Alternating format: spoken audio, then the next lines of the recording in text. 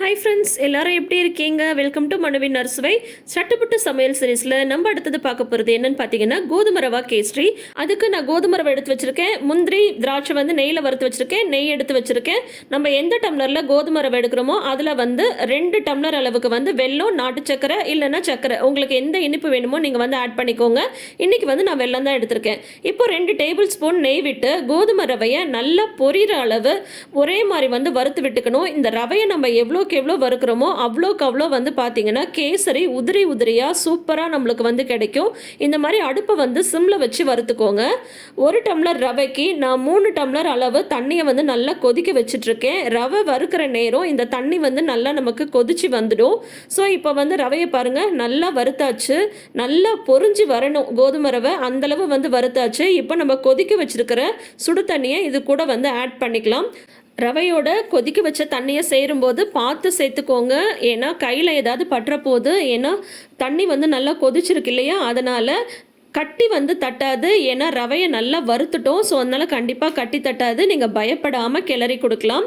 இந்த மாதிரி கொதிக்கிற தண்ணியை ஆட் பண்ணிவிட்டு இது ஒரு பக்கம் வெந்துட்டுருக்கட்டும். இது வெந்துட்டுருக்கிற டைமில் வந்து நம்ம என்ன பண்ண போகிறோன்னு பார்த்தீங்கன்னா, நான் வந்து இன்றைக்கி வெல்லம் ஆட் பண்ண போகிறேன்னு சொன்னால 1 டம்ளர் ரவைக்கு 2 டம்ளர் வெல்லம் எடுத்திருக்கேன். நான் வெல்லம் ஆட் பண்ணுறதுனால அதை வந்து கொதிக்க வச்சு வடிகட்டி நான் வந்து சேர்த்துக்க போகிறேன். நீங்கள் மண் இல்லாத நாட்டு சக்கரை சேர்க்குற மாதிரி இருந்தால் அப்படியே ஆட் பண்ணிக்கலாம், இல்லை சக்கரை வேணும்னாலும் ஆட் பண்ணிக்கலாம். இந்த அளவு வந்து ரவை வெந்ததுக்கப்புறம் நான் எடுத்து வச்சிருக்கிற வெள்ளை தண்ணியை இது கூட வந்து சேர்த்துக்க போகிறேன். இப்போ நல்லா ஒரு தடவை வந்து கொதிக்க வச்சு இந்த வெள்ளை தண்ணிலேயே ரவை இன்னும் கொஞ்சம் கூட நல்லாவே வேகணும். ஃபஸ்ட்டு பார்த்தீங்கன்னா உங்களுக்கு தண்ணி மாதிரி இருக்கிற மாதிரி தான் இருக்கும், ஏன்னா வெல்லம் வந்து கரைஞ்சிருக்கு இல்லையா, அந்த மாதிரி தான் இருக்கும். சக்கரை போட்டாலும் இந்த மாதிரி தான் ஆகும். ஆனால் நீங்கள் வந்து பயப்பட தேவையில்லை, சூப்பராக அது வந்து திக்னஸ் வந்து கொடுத்துடும். பாருங்கள், ஒரு 5 நிமிஷத்தில் சூப்பராக வந்து ரெடி ஆகிட்டுருக்கு. இப்போது ஒரு 2 டேபிள் ஸ்பூன் அளவு ஆயில் வந்து ஆட் பண்ணிக்கலாம்.